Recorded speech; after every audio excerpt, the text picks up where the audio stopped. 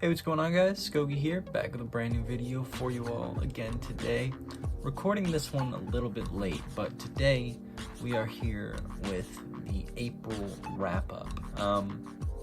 These are the songs that I listened to and reacted to, or uploaded anyway, in April. Not the songs I actually reacted to, but the songs that I uploaded in April. I did more than I have in the past couple of months. I did a couple of double uploads, but like 2 in 1 week uploads. So there is 1, 2, 3, 4, 5, 6, 7 songs this month. So I have quite a bit more notes. I'm gonna try to not be too scatterbrained and too all over the place, but I'm not entirely sure how it's gonna work. But either way, let's jump into this. April. So if you have not watched one of these before, my format is like this. I will start with my least favorite song that I reacted to of the month and go up to my favorite song. But first, I'm actually going to list the songs in the order that I reacted to them, just so I can kind of say them all so you can hear them out right, and then you know where the ranking comes in afterwards. So I reacted to, sorry, I'm reading over the phone, RZA and Flatbush Zombies, Quentin Tarantino, The Weeknd and Ariana Grande, Save Your Tears, Brockhampton, When I Ball, and Don't Shoot Up the Party, Saba, Few Good Things featuring Black Thought, and Young Gravy, Oops featuring Lil Wayne, and Diet Coke, Pusha T. So, pretty solid month, I have to say. I liked a lot of these songs, but my least favorite song of the month, unfortunately, was When I Ball. It was close. There was a lot of great things about it, but it just wasn't what I wanted, really. It starts out so good. Dom's verse is one of the best verses he's ever written, honestly. Like, the way, like, a shift in tone followed her expression. Like, that whole thing was so good. But it just kind of fizzled out after that. I hate kids' voices on songs. Like, Matt's verse had nothing to do with anything. His rapping sounds really good in that song, but it's just like, his content is just not there right now. Like, I don't know what it is, but he does not have very much to say, even though his wordplay is crazy good, and like how he approaches the beat is becoming like a clearly very pro thing. It's just not working. If there was an alternate universe where the song was more of like a cipher, that's the word I'm looking for. If this song was more like a cipher, and like gave Merlin a verse, maybe Amir had a verse, it's a totally alternate universe, this would have been crazy. But just the way that it had that frustrating hook, and it was just weird. It didn't feel like Brockhampton. It totally missed the mark for me. 4 out of 10. The next very disappointing song was Save Your Tears. I wanted to like this. I love both The Weeknd and Ariana Grande. They're both some of the most talented vocalists of our generation, and somehow they both just phoned in really shitty performances, and there was just nothing. Like, there was nothing natural about them coming together for the song. There was no inspiration, and it just didn't make sense past the check, apparently, and that is unfortunate because I feel like they could do something absolutely incredible, and this just misses the mark so bad. I don't know how you can miss this bad with those two. It's nuts to me. I gave Save Your Tears 6 out of 10. This next song is where I really started liking what I was hearing. Quentin Tarantino, Flatbush Zombies, and RZA. Since reviewing Plug Addicts, I found out that RZA actually produced both those tracks that I listened to. I forget what the other one is right now, but so that's cool. I like that he's more of a part of it than I thought he was originally. That makes me happy to hear, and does bump it up a little bit more than I thought, but still not really what I'm looking for. Juice's verse was good, it was solid, but it wasn't, I'm not a huge Juice fan, so there's not much that he can do to make me be like, yes, let's do this.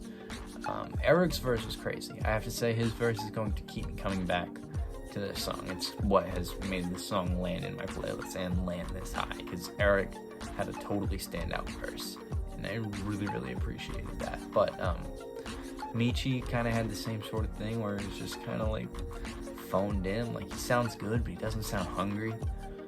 So I don't know. Hopefully that comes with the album. I don't know, but because they do sound in shape, it's just not inspired. There's nothing under it that's like, yes, this is it. I don't know what that's gonna take, but like, even like, what's the songs they put out more recently, the New World Order, I think is I mean, that's not really recent anymore, but that's the most recent one I can think of off the top of my head that has that fire under it. And it's just it's not quite there, but it sounds like it's kindled, you know? Anyway, I gave Quentin Tarantino a 7 out of 10. These next two songs were super hard for me to place. I'm just gonna tell you the first one first, because I think personally I actually like this one better, but this is the song that I placed lower on my list, and that's Oops, Young Gravy and Lil Wayne. This is everything a great remix should be. Wayne sounded like he was familiar with the original song and a fan of the original song. He totally fucking rode that beat. They were like bouncing off each other on the hook. He stayed throughout the entire rest of the song to really be an integral part of it. I love that about all of his remixes. He's awesome about that. Gravy also coming back with extra punchlines that were better than I think the original song was. This was perfect. I absolutely loved Oops.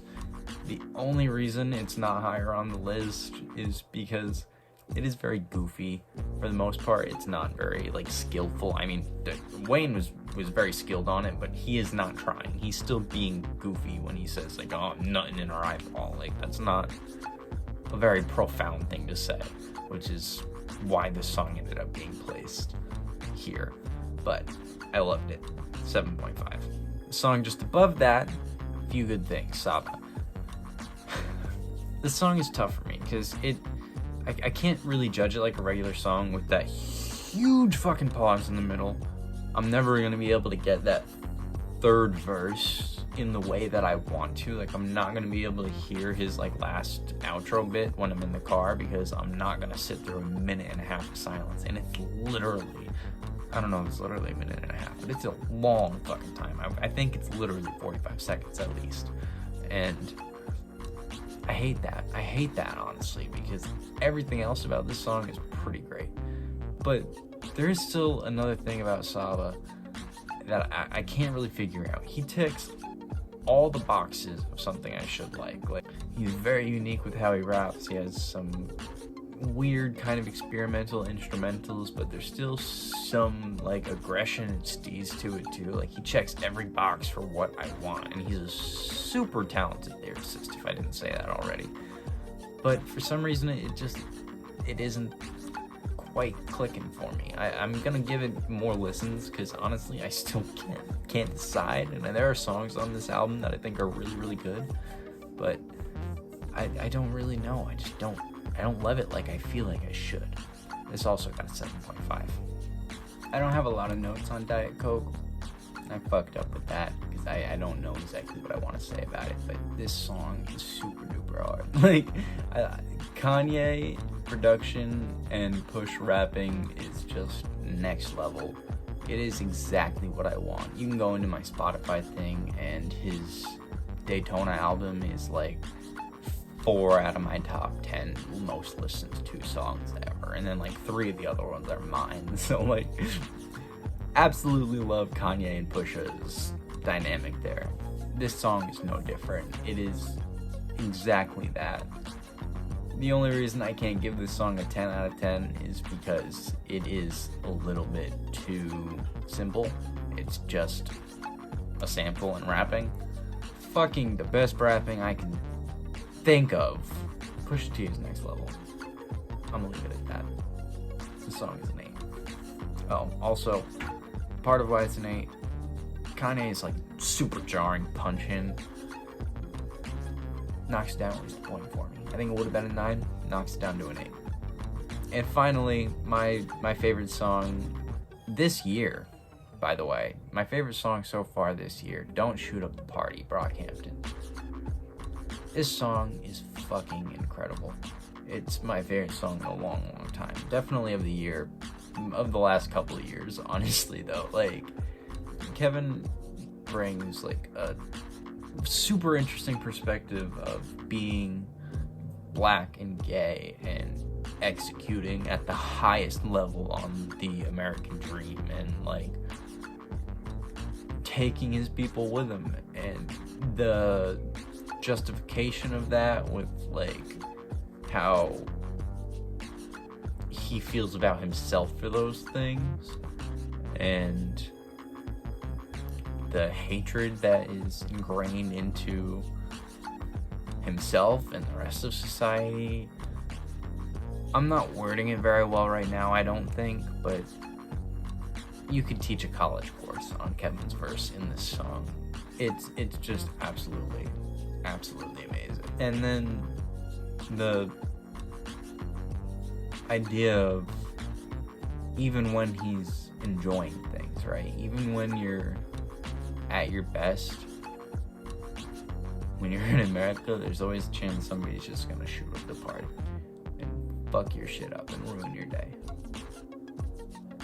Especially when you're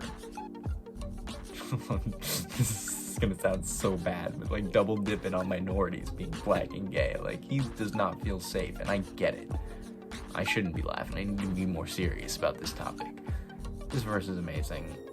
Kevin's perspective is amazing, and this is the kind of stuff that I'm gonna miss Brockhampton the most for. My only complaint about this song is Matt's verse doesn't seem quite as high stakes as the rest of the song.